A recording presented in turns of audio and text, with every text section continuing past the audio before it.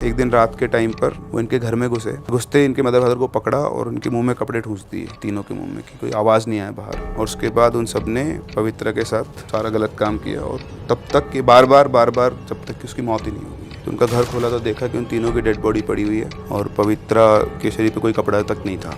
उसके बाद वो जो लड़के थे जिन्होंने साथ गलत किया था, एक एक करके उसने उन सबको। सर नेक्स्ट स्टोरी क्या है अपने पास? देखो एक और स्टोरी है, आई थिंक ये वाली आप लोगों को पसंद तो आई होगी। हाँ सर, ये वाली तो बहुत तगड़ी थी। तो ऐसी एक और स्टोरी है, लेकिन वो स्टोरी बिल्कुल इससे जस्ट अपोजिट साइड है। अभी आपने एक नेगेटिव साइड देखा कि क्या क्या हो सकता है।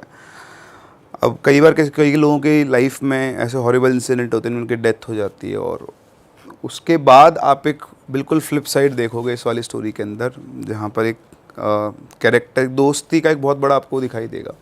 ये मतलब ये मेरी पर्सनल फेवरेट स्टोरीज़ में से एक है और ये किसी का रियल एक्सपीरियंस है जिन्होंने मेरे साथ शेयर किया था। मुंबई से बिलोंग करते हैं, तो मुंबई ही इनकी फैमिली रहा करती थी। बंदे का नाम था गौरव। तो ये इनका विलेज था कर्नाटका में, जो नेटिव विलेज होता है। तो जब ये शायद करीबन 4-5 साल का था तब ये, क्योंकि उससे बाद तो बच्चे को ध्यान रहता नहीं है, तो ये अपने दादा दादी के घर पे गया हुआ था। तो इनकी जो दादा दादी थे वो वहाँ पे एक बड़ा मंदिर का टेंपल था, मतलब मंदिर था तो शिवा टेंपल, उसके ट्रस्टी थे वो। तो उनका घर जो था वो मंदिर में ही था, मतलब पूरा जो एरिया होता है तो मंदिर और घर एक ही जगह पर था और गांव के सभी लोग मंदिर में पूजा पाठ करने आया करते थे। तो जब ये पहुंचा तो वहाँ पर इसके साथ, इसकी एज का कोई था नहीं कि इसके साथ ही खेल पाए, तो घर में बैठा बैठा बोर होता रहता था। तो एक दिन इनके पड़ोस 1-2 ब्लॉक छोड़कर एक फैमिली रहती थी, तो वो फैमिली आई पूजा करने। तो उनकी एक बेटी थी, तो जो ऑलमोस्ट इसी की एज की थी, 4-5 साल की। तो ये देखा कि सेम एज की, तो उससे खेलने के लिए गया था पर उसने उससे इंटरेक्ट नहीं किया, वो अपनी मम्मी के पास जाके छुप गई। तो फिर वो आके बैठ गया। फिर उसने अपने पापा से बोला कि पापा मेरे को तो वापस मुंबई ले चलो, यहाँ मेरे साथ कोई खेलने वाला है नहीं, मैं तो बड़ा बोर होता रहता हूँ। अच्छा, ये बातें हैं आप मान लो वापस से 87-86 के टाइम की, जब तक आज तक के सब जुगाड़ नहीं होते थे टाइम पास करने के, है ना। आजकल तो कोई बच्चा बोर ही नहीं हो सकता। आजकल क्या होता है, मेरी जो छोटी वाली बेटी ना, वो रात भर सोती नहीं तो रील देखती रहती है। अच्छा, क्या ही करे उनका। बच्चे भी रील देख रहे हैं। अरे बच्चे सबसे ज़्यादा कंज्यूम कर रहे हैं। चुप कराने का नया तरीका मिल चुका है पेरेंट्स को भी। चलो अगर कोई रो रहा है तो फिर इसमें लोग बोलेंगे कि क्रिटिसाइज करते हैं, बट पॉइंट ये है कि टेक्नोलॉजी का ना इतना घुस गई ना, आप अवॉइड नहीं कर सकते। आप कब तक कंट्रोल कर लोगे? आपको सुबह काम करना है ना, अभी आपके उस फेज में नहीं हो ना, इसलिए बीन देयर डन दैट वाली बात करोगे ना, बेटा करो, तुम शादी करो, बच्चे करो। तो वो रहता है। तो ऐसे खैर उस टाइम पे नहीं था, तो वो बेचारा बोल रहा था, बच्चा खेलने वाला ही नहीं कोई साथ में। तो उसके पापा उसको लेकर गए उस लड़की के यहाँ। अब आप जानते हो उस टाइम पे गांव में कास्ट डिस्क्रिमिनेशन तो बहुत होता था। तो उनकी कास्ट तो लोअर कास्ट से बिलोंग करते थे। तो इनके दादाजी बोलते हैं कि यार तू ऐसे वहाँ पे मत लेके जाओ उसको। बोलते अरे पापा कुछ नहीं होता, क्या सब मचा के रखा आप लोगों ने। तो वो छोड़ के आता है, उसके फैमिली से बोलते हैं कि भाई मेरा बेटा है ये, अगर आप लोगों को दिक्कत नहीं हो तो, क्योंकि हम लोग बाहर से आए हैं, तो इसके साथ खेल लेगा, सेम एज के दोनों बच्चे। तो बोला हाँ बिल्कुल सर, कोई बात नहीं है। तो ऐसे वो पापा भी वहीं रहे उसके, 2-3 घंटे में दोनों बच्चे फेमिलियर हो गए और वो साथ साथ खेलने लग गए। तो धीरे धीरे वो 10 दिन तक वहाँ पर रहे, तो रोज़ वो उसी के साथ खेलता था। तो उन दोनों की बहुत अच्छी बॉन्डिंग हो गई। तो ये मान लो बचपन के वो दोस्त बन गए। अब हर साल वो आता, जब भी साल में 2 से 3 बार उनके चक्कर लगते थे, तो हर बार वो आके और पवित्रा के साथ खेला करता था। तो ऐसे धीरे धीरे दोनों बच्चे बड़े हुए। अब ये पहुँचा 10th क्लास में, तो बोर्ड्स की वजह से फिर ये गया नहीं अपने वहाँ पर। फिर 11th क्लास में शायद इसने साइंस वगैरह की स्ट्रीम ले ली थी, तो फिर से पढ़ाई का लोड और इस तरह से बस ये अब कभी कभी लैंडलाइन फ़ोन पे बात किया करते, कि बड़े हो गए थे, 96 के आसपास की बात है। उस टाइम पे मोबाइल फ़ोन्स होते थे पर उनको अफोर्ड करना हर किसी के लिए पॉसिबल नहीं था। तब नए नए आए थे, मुझे याद है अच्छे से। उस टाइम लैंडलाइन पे लाइन लगती थी और कैसे किसी मोहल्ले में किसी एक के यहाँ फ़ोन होता था और कोई दूर से आपके रिश्तेदार का फ़ोन आया तो वो आके बताते कि भाई आपका फ़ोन आया, तब आप जाते थे और फिर वो बात होती थी। ऐसा सिस्टम हुआ करता था उस टाइम पे। तो कभी कभी उनकी लैंडलाइन पे बात होती थी। तो एक बार लास्ट उनकी बात हुई थी 11th क्लास में, जब वो था, उसमें इनका कुछ आर्ग्यूमेंट हो गया था और उसने बताया कि ठीक है आज के बाद मुझे फ़ोन मत करना। तो वो भी बंदा अपना ईगो पे ले गया और उसने भी कभी उसको दोबारा फ़ोन नहीं किया। 12th कंप्लीट हुई। 12th कंप्लीट होने के बाद फिर उसने सोचा कि अब मैं चलता हूँ गाँव, अब मैं पवित्रा से वहीं चल के बात कर लूँगा जो भी है डिस्कशन। तो वो वहाँ पहुँचता है, पहुँच के पहले अपने घर जाता है और अपने घर जाने के बाद बैग वैग रख के सीधा दादी दादा से मिलकर सीधा वो पहुँच जाता है पवित्रा के घर की तरफ। लेकिन वहाँ जब वो पहुँचता है तो देखता है और जो घर था वो तो खंडर बन चुका था, मतलब कोई रहता नहीं है उसके अंदर। उसके आसपास के 1-2 घर जो वो भी खाली थे। तो समझ में नहीं आता, तो अपने दोस्तों के पास जाता है जो 1-2 गाँव के बच्चे और थे, उनसे पूछते कि यार ये पवित्रा कहाँ गई। तो बोलते कि यार वो तो बहुत टाइम पहले ही चली गई यहाँ से, वो और उसकी फैमिली बेंगलोर शिफ्ट हो गए। तो बोले बेंगलोर में कहाँ? बोले यार हमको नहीं पता। फिर वो अपने घर आ गया वापस। वो सोचता रहा कि ऐसा कैसे हो सकता है, और अब उसको ये रियलाइज़ होता है कि यार मुझे वापस फ़ोन कर लेना चाहिए था। तो मैंने 2 साल से कुछ बात करने की कोशिश ही नहीं की। फिर वो अपनी दादी के पास गया, तो दादी से पूछता है कि दादी ये कहाँ गई? तो बोलते बेटा वो तो बाहर चले गए यहाँ से छोड़ छाड़ के, तेरे को नहीं पता क्या? तो बोलते नहीं। बोले तेरी बात भी नहीं कभी? बोले नहीं। बोले कोई बात नहीं, छोड़, चले गए हो तो अब क्या कर सकते हैं। तो उसने बहुत कोशिश की बेंगलोर का एड्रेस मिल जाए, कुछ पता चल जाए, पर कोई कुछ बताते नहीं था, सबका यही था। फिर एक दिन वो इनका जो मंदिर था उसी मंदिर में बैठा हुआ था। तो मंदिर में एक पुजारी थे, तो जब वो छोटा था तब से उनसे बातचीत करता था, वो इसको सिखाया करते थे पूजा पाठ करना, अलग अलग चीज़ें। तो वो पूजा कर रहे थे, उसको बैठा हुआ उनका वेट किया। वो पूजा खत्म करके बाहर आए मंदिर के बाहर, एक मंदिर के अंदर एक पट्टी बनी थी, वहाँ बैठ गए दोनों। और उसने पूछा उनसे पुजारी जी से कि पुजारी जी एक बात बताओ, ये पवित्रा कहाँ गई? मतलब इसका आपको पता है कि बेंगलोर में कहाँ रह रही हैं? तो पुजारी जी एक बार तो चुप हो गए, फिर बोले देख बेटा, क्योंकि बचपन से तू पवित्रा के साथ खेला है, मैंने तुम दोनों बच्चों को बड़े होते हुए देखा है, मैं तेरे से झूठ नहीं बोलूँगा, लेकिन पवित्रा और उसकी फैमिली की तो डेथ हो गई है। तो बोलता डेथ हो गई है? बोले हाँ, लेकिन सब लोग तो बोल रहे हैं कि वो तो बेंगलोर रहती है।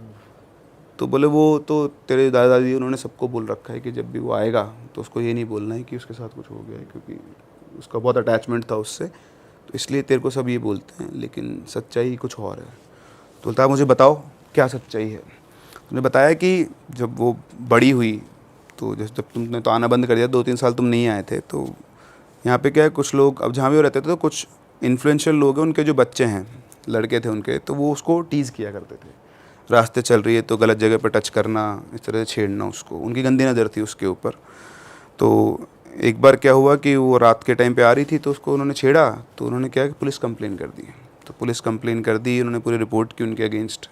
2 दिन तक उनको जेल में रखा, लेकिन कोई एविडेंस था ना, छोड़ दिया। तो वो उन्होंने अपनी ईगो पे ले ली। फिर उसके बाद एक दिन रात के टाइम पर वो लड़के दोनों और उनके साथ 2 और लड़के वो इनके घर में घुसे। इनके मदर फादर को पकड़ा और उनके मुंह में कपड़े ठूंस दिए, तीनों के मुंह में, कि कोई आवाज़ नहीं आए बाहर। और फिर मदर फादर को उन्होंने पीटा जब तक वो मर नहीं गए। और उसके बाद उन सब ने पवित्रा के साथ मतलब सारा गलत काम किया, और तब तक कि बार बार जब तक कि उसकी मौत ही नहीं हो गई है। और उसके बाद घर को बंद करके सब चले गए, और पूरे मोहल्ले में किसी को कुछ भी नहीं पता। तो उसके बाद क्या हुआ कि 2-3 दिन तक कोई निकला नहीं, और 2-3 दिन बाद जो बदबू आना शुरू हुई, तो उनका घर खोला तो देखा कि उन तीनों की डेड बॉडी पड़ी हुई है, और पवित्रा के शरीर पे कोई कपड़ा तक नहीं था।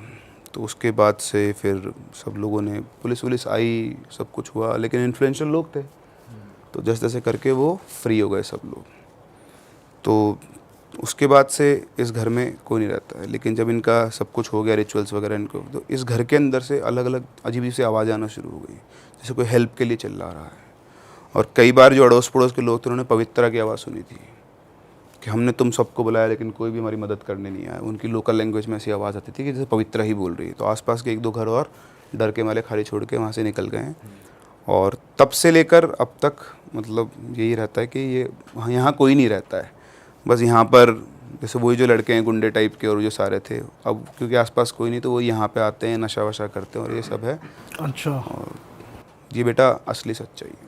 तो ये सुनते ही तो उसका तो बिल्कुल दिल बैठ गया कि यार ये सब तो मुझे पता ही नहीं था, और पवित्रा को वो खो चुका है। तो उसे बहुत दुख हुआ, उसको समझ नहीं था कि वो क्या करे। वो गया अपने घर पे और अपने रूम में जाकर बैठकर सोचने लगा कि वो क्या करे। तो फिर उसने डिसाइड किया कि अब जो भी है वो, अच्छा सब लोग ये बोलते थे कि वो उसकी स्पिरिट जो है उसी घर में है, उसी खंडर में रहती है। तो उन्होंने डिसाइड किया कि अब वो तो जाएगा वहाँ। अच्छा, जब से सब इंसिडेंट हुए थे उसके बाद से जैसे वहाँ पे आके वो नशेड़ी लोग सब बैठने लग गए, ये सब हुआ। और वहाँ पे क्या 1-2 डेथ्स भी हो गई थी, तो ये आएगी सामने आपको। वो जो लड़के थे वो सब भी, उनकी भी मौत हुई है, और वहीं हुई है उसी घर के अंदर। तो वहाँ पे पुलिस पेट्रोलिंग करने लग गई। तो हर आधा घंटा 1 घंटे पुलिस की जिप्सी वहाँ पे आया करती, शाम को तो स्पेशली आया करती थी। और वो जो रास्ता था शाम को 5 बजे उस रास्ते से कोई नहीं गुजरता था, क्योंकि जो भी वहाँ गुजर गया और उसने कभी भी किसी भी केस में इन केस पवित्रा के साथ मिसबिहेव किया हुआ था, जब वो ज़िंदा थी तब, तो वो उनको पजेस कर लेती थी, ऐसा कुछ होता था। तो जो लड़के थे जिन्होंने रेप किया था और जो फिर फ्री घूम रहे थे, तो कभी ना कभी वो उस रास्ते से गुजरे हैं और गुजरने के बाद दोबारा ज़िंदा नहीं बचे वहाँ के पास। तो वो जो चारों थे, वो चारों की तो डेथ हो गई थी उससे, तो उन सबसे तो उसने बदला ले लिया था अपना। तो इसलिए वो घर हॉन्टेड था और गली में रात के टाइम कोई नहीं गुजरता था। तो 5 बजे के आसपास गौरव पहुंचा वहाँ पर। तो उनका जो घर था, उसके घर के सामने एक छोटा सा पार्क था जहाँ पे वो दोनों बचपन में खेला करते थे, और उसी पार्क के एक बेंच थी, उसके ऊपर वो बैठा हुआ था और उस घर को देख रहा था। फिर उसने चारों तरफ देखा, कोई नहीं है, तो उस घर के अंदर चला गया जो हॉन्टेड घर था। तो घर के अंदर पहुंचा, 5-7 मिनट वो बैठा, एक जगह पर जाके बैठ गया। तो बैठते उसको एक अलग टेम्परेचर ड्रॉप फील हुआ, ठंडा सा। और फिर उसके बाद उसको आवाज़ आई कि तुमने बहुत देर कर दी गौरव आने में। तो उसको पवित्रा की आवाज़ आई। उसने चारों तरफ देखा, कोई नहीं। पहले उसका नाम बोला उसने, गौरव। फिर उसने बोला कि, तो उसने चारों तरफ देखा तो उसको कोई नहीं दिखा। फिर चुपचाप बैठ गया। फिर चुपचाप बैठा तो उसको फिर से आवाज़ आती है कि गौरव ने उससे बोला कि आई एम सॉरी, मैं आ नहीं पाया। मुझे जब पता लगा, मतलब रोने लग गया था, उसकी आंखों से आंसू निकलना शुरू हो गए, इमोशनल हो गया था वो। जो भी आवाज़ है उसको रिप्लाई करा था। उधर से वापस आवाज़ आती है कि तुम्हारी गलती नहीं थी उसके अंदर, गलती मेरी थी कि मैंने तुमसे आर्ग्यू किया और उसके बाद दोबारा कभी तुमको कॉल नहीं किया। लेकिन मैं खुश हूँ कि आज तुम यहाँ पर आए और मुझे बहुत अच्छा लग रहा है कि तुम हो, क्योंकि तुम ही मेरे दोस्त थे। क्योंकि मैं लोअर कास्ट से बिलोंग करती हूँ, तो पूरे गांव ने, जो भी लोग रहते थे, सब ने मुझे हमेशा उल्टा ही बोला, लेकिन तुम ही एक थे जो बचपन से मेरे साथ खेले और आज तक भी, मतलब तुम मेरे लिए यहाँ पर आकर बैठे हो। तो मैं बहुत खुश हूँ, जो हो गया वो हो गया, तुम भी उससे आगे बढ़ो, लेकिन मैं हमेशा तुम्हारे दोस्त तो रहूँगी। तो इधर से वो बोलता है कि मैं तुम्हें देख क्यों नहीं पा रहा हूँ, तुम्हारी आवाज़ तो मुझे आ रही पर मैं देख नहीं पा रहा हूँ। तो बोलते जब टाइम आएगा तब तुम मुझे देख भी लोगे, अभी तुम यहाँ से जाओ। तो बोलता है कि नहीं, मैं तो अभी रुकूंगा। नहीं, अभी तुम यहाँ से जाओ, क्योंकि तुम्हें खतरा हो सकता है, क्योंकि सेफ़ नहीं, पुलिस वगैरह, मतलब उसका वैसा था। तो उसने बोला कि ठीक है। उसके कहने पर वो उठ के वहाँ से चला जाता है, आता है, खूब रोता है। फिर अगले दिन वापस उन पंडित जी के पास पहुँचता है और पता करने के लिए कि क्या हुआ क्या नहीं हुआ, कैसे चीज़ें हैं। तो वो पहुँचा वहाँ पर। तो उसने पंडित जी से पूछा कि पंडित जी, मतलब आपने तो बता दिया कि उसकी डेथ हो गई थी, उसके बाद क्या हुआ? तो उन्होंने बताया कि उसके बाद वो जो लड़के थे जिन्होंने साथ गलत किया था, एक एक करके उसने उन सबको, मतलब जब भी वहाँ से गुजरे तो उनको उसने मार दिया। और कई लोगों को, मतलब जो भी उसको कुछ गलत बोलता था कभी भी, तो वो किसी न किसी फॉर्म में उनको हार्म कर देती थी। तो उसने बताया कि मैं कल गया था वहाँ पे। तो बोले तुम गए थे? बोलते हाँ, और मुझे पवित्रा की आवाज़ सुनाई थी। तो पंडित जी बोले तुम सच बोल रहे हो? तो बोलता है कि मंदिर में बैठा हूँ, मैं झूठ क्यों बोलूँगा। तो बोले मैं कल गया था, मुझे उसकी आवाज़ सुनाई दी, लेकिन मुझे वो दिखाई नहीं दी, मुझे तो उसने कुछ भी हार्म नहीं किया। तो उन्होंने कहा कि वो तुमको हार्म नहीं कर सकती, क्योंकि तुम ही उसके एक दोस्त थे पूरे गाँव के अंदर, तो तुम उसके सबसे क्लोज रहे हो और इसलिए वो तुमको हार्म तो नहीं करेगी। लेकिन फिर भी तुम वहाँ मत जाओ, पता नहीं, क्योंकि वो पवित्रा नहीं ना जो थी पहले। तो उसने कहा ठीक है। इसके बाद उसने तो सुनी नहीं किसी की, अब उसने अपना ही दिनचर्या बना ली। अगले दिन वापस से वो शाम को गया, वहीं पहुंचा वापस से उस घर के अंदर, नज़र बचा के लोगों से, और वहाँ बैठ के वो स्मोक करता था। तो वो स्मोक कर रहा था बैठ के। तो जैसे वो स्मोक करके सिगरेट जलाई उसने, तो उधर से आवाज़ आती कि तुम स्मोक मत करो, सिगरेट मत पियो, और ये तुम्हारी हेल्थ के लिए अच्छी नहीं है, ऐसा करके। तो उसने बुझा दी। तो फिर से उसको उसकी आवाज़ आई, दिखी तो अभी भी नहीं थी वो उसको, बस उसको आवाज़, कम्युनिकेट कर रहे थे एक दूसरे से दोनों। तो उसका डिस्कशन चल रहा था। उसने बोला कि मुझे पता लगा कि तुम्हारे साथ क्या हुआ, और मतलब मैं उस टाइम पे नहीं था, और अब आके मुझे सच्चाई पता लगी है, तुम्हारे साथ बहुत गलत हुआ है। तो उसने बोला कि हाँ, जो होना था वो हो गया, और जिसने वो किया उनको उसके किए की सज़ा मिल चुकी है। और कोई भी ऐसा इंसान जिसने, जब मैं ज़िंदा थी, मेरे बारे में गलत बोला, या क्योंकि तुम मेरे सबसे अच्छे दोस्त थे, तुम्हारे लिए भी किसी ने गलत बोला, अभी भी ऐसे बहुत सारे लोग हैं, तो उनका नुकसान तो होगा ही होगा, मैं उनको किसी को भी नहीं छोड़ूंगी। तो बोलता है कि नहीं, अब तो ऐसा कोई है नहीं, तुम, मतलब पता नहीं मैं क्या बोलूँ क्या नहीं बोलूँ। मुझे समझ में आता कि मुझे तुम दिखते तो हो नहीं, और अब मैं कुछ कर भी नहीं सकता हूँ, लेकिन हाँ, बस ये है कि मैं यहाँ आता हूँ तुमसे बात करने के लिए।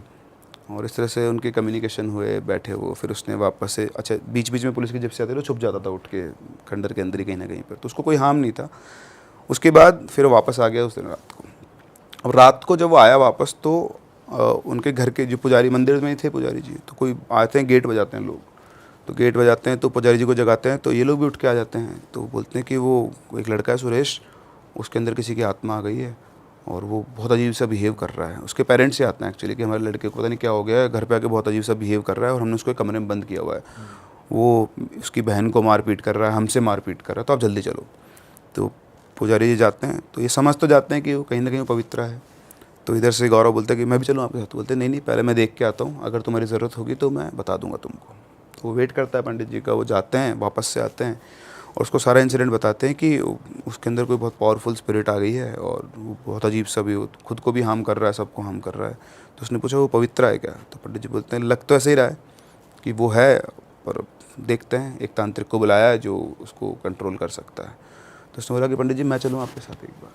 तो उसके पापा बोलते, उसकी जो फैमिली बोलते हैं नहीं नहीं तेरे को जाने की ज़रूरत नहीं है। तो पंडित जी के पास जाता, बोलते हैं पंडित जी आप मेरे को लेके चलो, अब तो बड़ा हो गया था क्योंकि, तो हो सकता है मैं एक बार कोशिश करता हूँ।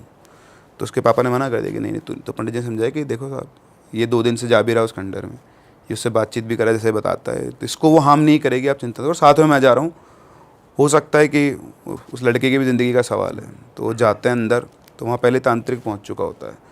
तो तांत्रिक होता है, पुजारी होते हैं, गौरव होता है, तीनों वहाँ पहुँचते हैं। और पहुँचने के बाद वो लोग बोलते हैं कि तांत्रिक घुसरान बोलता है कि ये बहुत शक्तिशाली है और इसके लिए तो मतलब थोड़ा वो करना पड़ेगा। तो गौरव बोलते हैं कि आप रुक जाओ, मैं इसको हैंडल कर लूँगा।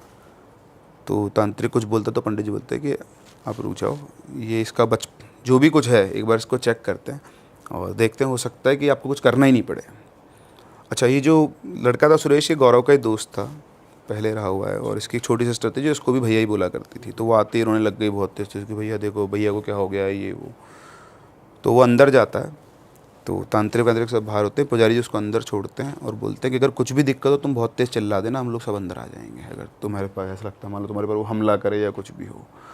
तो अंदर घुसता है, गेट बंद करता है, तो सामने सुरेश बैठा हुआ होता है और उसकी चेहरे पे एक अलग सा डर रहता है और ऐसा लगता है कि वो खुद वो नहीं है। तो अंदर घुसते वो बोलता है कि पवित्र तुम ये क्या कर रही हो? तो सेंस कर गया था कि वो वही है। तो बोलती है गौरव तुम चुपचाप यहाँ से चले जाओ, मैं तुमको हार्म नहीं कर सकती हूँ, ये तुमको बहुत अच्छे से पता है, लेकिन इसको तो मैं नहीं छोड़ूंगी। तो बोलता है कि तुमने इसको पजेस क्यों कर रखा है? बोले शायद तुम भूल गए वो दिन जिस दिन तुम और मैं आ रहे थे, और जब मैं आ रहे थे तो इसने मेरी कास्ट को लेकर मुझको बहुत उल्टा सीधा बोला था। उस दिन तुम इससे लड़ गए थे और जब लड़ाई तो इसने तुम्हारे पेट में लात मार दी थी और मुंह पे भी, तो तुम्हारा खून निकल गया था और मेरे लिए बहुत गलत गलत बोला था। आज कहीं जाकर मेरे चंगुल में आया है और इसको इसके किए की सज़ा ज़रूर मिलेगी। मतलब रिवेंज फॉर्म के अंदर आ गई थी प्रॉपर कि जिसने मेरे लिए गलत बोला है तो उसको तो मैं छोड़ूंगी। हाँ, तो उसने बोला कि देखो तो बहुत पुरानी बात है, बचपने में किसी ने कुछ बोल दिया तुम उसको क्यों लेके बैठे? बोले नहीं, वो एडमेंट थी कि नहीं मैं तो इसको नहीं छोड़ूंगी। फिर समझाया कि देखो तुम भी एक लड़की रही हुई हो, इसकी जो सिस्टर है वो मुझे भैया बोलती है, अगर तुमने इसको कुछ हार्म कर दिया तो सोचो इसकी फैमिली का क्या होगा। तो बोलती मुझे इससे कोई मतलब नहीं है किसका क्या होगा क्या नहीं होगा, तुम चुपचाप यहाँ चले जाओ। तो मैं तुमको मैं पहले ही बोल चुकी हूँ, वापस से बोल रही हूँ कि ये तो नहीं बचेगा, लेकिन तुमको मैं कुछ भी नहीं कर सकती। तो बोलता है कि अगर तुम मुझे दोस्त मानती हो तो उस दोस्ती के वास्ते ही बोल रहा हूँ कि इसको छोड़ दो, ऐसा मत करो, कोई बात नहीं, इसको माफ़ कर दो, इसने तुम्हारा उससे ज़्यादा तो कोई नुकसान नहीं किया। तो वो नहीं मानी, तो उसने जाके क्या उसका हाथ पकड़ा सुरेश का, तो उसका जो हाथ था उसको हाथ में ही फोर्स फील हो रहा था कि बहुत स्ट्रॉन्ग फोर्स है। तो उसने बोला कि तो मेरी बात को समझो, ऐसा कुछ नहीं है, ये तो आप इसकी फैमिली का क्या हो गया, मर गया कुछ हो गया। तो उसने बहुत समझाया उसको, समझाने उसने बोला कि ठीक है तुम हो इसलिए मैं इसको छोड़ रही हूँ। तो जैसे उसने बोला एकदम से उसका हाथ ढीला पड़ गया और उसके पास में से एक ठंडी सी हवा सी निकली और सब नॉर्मल, सुरेश नॉर्मल हो गया। बहुत ज़्यादा थकान सी उसको फील हो गई थी, तो उसको तो लिटा दिया, बाहर निकला गेट से, बोलता है कि अब सब ठीक है। फिर वो पुजारी जी के पास गया, तो पुजारी जी ने पूछा कौन थी? तो पवित्र ही थी, मैंने उसको समझाया है और अब वो चली गई है। तो यहाँ पे जाके ये वाला इंसिडेंट ख़त्म हुआ। तो अब सबको ये पता लग गया कि भाई गौरव जो है ना उसको ये हार्म नहीं करती है। तो वहाँ से वो निकलता है। अब निकलने के बाद अपने घर पहुँचता है, वो पंडित जी साथ में आते हैं। फिर वहाँ पे आके उसके फादर से इनका डिस्कशन होता है। तो उसके फादर को पंडित जी ने सबको समझा दिया कि देखो सर ये जा भी रहा है, इसको कोई हार्म नहीं हुआ है, और वो आज भी जो हुआ है वो लड़का इसी की वजह से आराम से बच पाया है, वरना कुछ भी हो सकता था। तो उसके फादर भी समझते थे, तो उन्होंने पंडित जी ने कहा कि देखो गौरव तुम ही हो जो अब उसको मुक्ति दिला सकते हो, तो तुम उससे बात करो और ये देखो कि क्या हो सकता है क्या नहीं हो सकता है। तो उसके फादर पहले तो थोड़ा वो रेजिस्ट करे, फिर उनको समझ में आ गया कि ठीक है। उन्होंने बोला कि ठीक है ये बिल्कुल सही है, क्योंकि ऐसे अगर गांव में चलता रहेगा तो फिर कोई सोल्यूशन नहीं निकलेगा। तो अगले नेक्स्ट डे मतलब वापस से गौरव शाम को वही 5-6 बजे के आसपास वहीं पे जाता है। उसको कोई आवाज़ नहीं आती, बहुत देर तक बैठा रहता है। फिर वो वापस से सिगरेट जलाता है। तो जैसे वो सिगरेट जलाता है वापस से उसको आवाज़ आती है कि तुम स्मोक मत करो, मतलब सिगरेट नहीं पीनी है तुमको। उसने बोला मैं पी नहीं रहा था, तुम आई नहीं रही थी तो मेरे को जलानी पड़ी। फिर उसने बोला कि थैंक यू, तुमने मेरे कहने पे कल उसको छोड़ दिया सुरेश को, है ना। और तो उसने बोला कि तुमको बीच में नहीं आना चाहिए था। बोलता मैं बीच में नहीं आता, लेकिन तुमको पता है कि उसका इतना बड़ा कोई वो था नहीं, वो तो जो पास था वो हो गया, उसको छोड़ना था और उसकी फैमिली का क्या होता है इसलिए। तो ऐसी बातचीत हुई इनके बीच में। फिर वो बोलता है कि मैं इतने दिनों से यहाँ आ रहा हूँ, मैं तुम्हारी आवाज़ सुन सकता हूँ लेकिन मैं तुमको देख नहीं सकता, मेरे को तुमको देखना है। तो बोलती कि तुम मुझे देख पाओगे लेकिन जब सही टाइम आएगा। तो बोलता सही टाइम कब आएगा। तो पूछती कि तुम कितने दिन और हो यहाँ पर। बोलते मैं 4 दिन और हूँ। बोले ठीक है, तुम आज रात को 8 बजे के बाद आना, फिर तुम मुझे देख पाओगे, लेकिन सिर्फ तुम ही मुझे देख सकते हो, कोई और नहीं देख पाएगा। तो बोलता है ठीक है। बोलते तुम अभी जाओ और करीबन 8 बजे के बाद ही वापस आना। तो 8 बजे के बाद वापस आता है, अंदर पहुंचता है, बिल्कुल अंधेरा। तो बैठता है वहाँ जाकर, थोड़ी देर बैठ के फिर वापस बातचीत शुरू होती है। तो बातें करते करते अचानक से उसकी आंखों के सामने एक लाइट आती है वाइट कलर की, और थोड़ी देर के अंदर वो लाइट पूरा उसकी फ्रेंड का फॉर्म ले लेती है, जो लास्ट टाइम उसने उसको देखा हुआ था उसी फॉर्म के अंदर। तो उसको देखते वो रोना शुरू कर देता है। रोते रोते बहुत देर तक रोता है, फिर अपने आप को संभालता है, फिर वो बातचीत करते हैं आपस में। तो उससे बोलता है कि मतलब तुम्हारी जो जगह है मतलब मेरी लाइफ में, वो एम्प्टीनेस तो हमेशा रहेगी, क्योंकि तुम मेरी चाइल्डहुड फ्रेंड रही हो और उसको कोई रिप्लेस नहीं कर सकता। मैं और कुछ तो नहीं कर सकता, लेकिन तुम मुझे ये बता दो कि तुम्हें मुक्ति कैसे मिलेगी, मतलब तुम क्या चाहती हो जिससे तुम्हारा, अब तुमने जो करना था वो कर लिया, रिवेंज ले लिया, अब इस तरह से बाकी गांव वाले यहाँ डर डर के जिए और हाँ मुझसे अच्छा ही बताओ कि अब तुम्हें कैसे मुक्ति मिल सकती है। तो ये सब बात पंडित जी ने उससे कही थी कि तुम ये पता करो कि हम उसकी कैसे हेल्प कर सकते हैं, ना वो एटर्निटी के लिए यहीं पर ट्रैप्ड रह जाएगी। तो उसने कहा कि मुझे ज़्यादा कुछ नहीं चाहिए, ये जो जगह है जहाँ ये घर है इसको हटाकर यहाँ पे एक चिल्ड्रंस पार्क बना दो, और ये हर कास्ट के बच्चों के लिए ओपन रहना चाहिए। मतलब ये जो कास्टिज्म वाला सिस्टम है इसको आप थोड़ा सा वो डाइल्यूट कर दो, कि गांव के अंदर उसने बहुत इस चीज़ को झेला है और वो आगे जनरेशन्स में ये चीज़ को झेलना नहीं चाहती है। तो उसने बोला ठीक है ये काम तो मैं करवा दूंगा। तो बोलते बस इतना सा करवा दो और उसके बाद आई विल बी हैप्पी। तो बोलता है लेकिन फिर तो तुम हमेशा के लिए चली जाओगी। तो बोलती है हाँ जब मुझे मुक्ति मिल जाएगी तो मुझे जाना ही होगा, लेकिन जब तक ये होगा तब तक तो तुम मुझसे मिल सकते हो, मैं तुम्हारे पास तो मैं हमेशा हूँ और तुम्हें लाइफ में कभी कोई दिक्कत नहीं आएगी जब तक मैं हूँ। तो ऐसा उनका डिस्कशन हुआ बहुत अच्छा। फिर वापस उन्हें बोला कि अब तुम चले जाओ, लेट हो गया बहुत ज़्यादा, तुम्हारे जाने का टाइम हो गया, अगर पुलिस वगैरह ने पकड़ लिया तो तुम्हारे साथ भी दिक्कत हो सकती है। तो इस तरह से बातचीत क्लोज करके वो निकल गए। अगले दिन पुजारी जी, इनके पापा, सब ने बैठ के डिस्कशन किया कि वो ये चाहती है। तो सब ने बोला कि ठीक है यही काम करते हैं। उसके पापा ने गवर्नमेंट से परमिशन ली, पैसे कैसे इशू था नहीं, और गांव वालों ने भी कंट्रीब्यूट किया। तो पार्क का काम शुरू हो गया। तो जिस दिन पार्क का काम शुरू हुआ दिन के अंदर भी पवित्रा वहीं सामने खड़ी थी, गौरव को देख के मुस्कुरा रही थी, मतलब उसको दिख रही थी और किसी को नहीं दिख रही थी। 1 साल तक उस पार्क का काम चला। 1 साल के बाद जब पार्क का इनॉग्रेशन था तब भी गौरव वापस आया वहाँ पर, और वहाँ पे उस दिन पवित्रा बहुत खुश थी। उसने उससे बातचीत की, उसको बताया कि ये बहुत अच्छा हो गया है। और फिर इनका डिस्कशन हुआ। फिर उसने बोला कि ये तो हो गया है लेकिन अब तुम। तो बोलती कि अभी तो मैं हूँ यहाँ पर, ऐसा नहीं है, इतनी जल्दी नहीं जा सकते, इतनी जल्दी शायद हो सकता है मुक्ति वगैरह कुछ होगा, उसका प्रोसेस नहीं मिल रहा होगा। तो तुम जब भी आओगे मैं यहाँ रहूँगी, लेकिन हाँ कुछ टाइम के बाद तो मुझे जाना ही होगा। तो उसने बोला कि लेकिन तुम चली जाओगी तो फिर मैं क्या करूँगा। तो बोलते कि जब तुम 30 साल के होगे ना तो तुम्हारी लाइफ में मैं वापस आऊँगी। हाँ जब तुम्हारी एज 30 साल हो जाएगी तब तक तुम्हें जब भी मेरी ज़रूरत है तो मुझे याद कर लेना, मैं तुमसे मिलने आ जाऊँगी, या तुम यहाँ आओगे तो यहाँ तो मैं हमेशा हुई, ऐसा उसने कहा। तो जब भी वहाँ जाता था वो उसके साथ बैठ के बातें किया करता, वो दोस्त की तरह वो बिल्कुल रहा था। फिर वो वापस आया, कॉलेज वगैरह उसने अपना कंप्लीट किया, उसकी एक जॉब वगैरह लगी एमएनसी में। 28 साल की उम्र में उसकी शादी हो गई। तो अपनी वाइफ को लेकर वो वहीं गया। उसने सब कुछ बता रखा था उसको पवित्रा के बारे में। तो वो दिन जब वो पहुंचा उसने उसको देखे, वो खुश हुई और बोलती कि आज मेरा टाइम आ गया जाने का, अब आज का मैं तुम्हें दिखाई नहीं दूँगी कभी भी। तो वो ऑब्वियसली वो रोने लग गया कि ऐसा कैसे। तो बोलते बस ये लास्ट था मेरा, अब हमेशा के लिए बाय बाय है। फिर चली जाती है, उसको दिखना बंद हो गई थी। फिर 2 साल के बाद उनको एक बेटी होती है, ओह 30 साल की उम्र में। और फिर पवित्रा, और उसका नाम भी उन्होंने पवित्रा रखा हुआ है। अच्छा। सो वो उसकी बेटी की फॉर्म में वापस से उसके पास है, जो उसने प्रॉमिस किया था। तो ये सर गौरव ने खुद भेजी आपको स्टोरी? अरे बाप रे, ये उसके साथ हुआ है। बाप रे। सो इस तरह से मतलब अब एक ये भी साइड है स्पिरिट्स ये का। तो सर हॉरर पॉडकास्ट में एक नई स्टोरी पहली बार हमें सुनने को मिली, कुछ इमोशनल। वाह सर, मज़ा आ गया इस स्टोरी में तो यार। वो जो है ना कनेक्शन, एक बार बैठ गया, दोस्ती जो बन गई। एक एंटिटी ने खुद ही जस्टिस लिया अपने आप, खुद ही काम करके, और सब कुछ पॉजिटिव तरीके, पॉजिटिव एंड पे चलो ये चीज़ एंड हुई।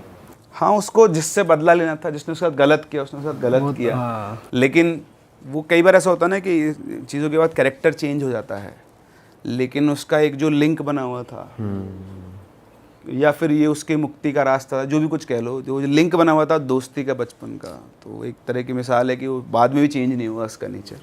कभी उसको हार्म नहीं किया, उसकी बात सुनी, और फाइनली वो जो होता है ना कि वो एक चाहत जो आपके रह जाती है, वापस से आप वहीं पर पहुँचे उसी के घर के अंदर। तगड़ी चीज़ हुई लेकिन यार ये लास्ट में। जो बेटी हुई उनको तो कुछ याद नहीं होगा यार। उसको तो कहाँ याद होगा, वो तो सब, वो तो इनको पता है। रीबर्थ में कुछ कुछ लोगों को याद रहता है। हाँ, रीइंकार्नेशन में होता है, मतलब वो तो पीढ़ियों दर पीढ़ियों चीज़ें चलती रहती हैं, तो उसके अंदर तो होता ही होता है।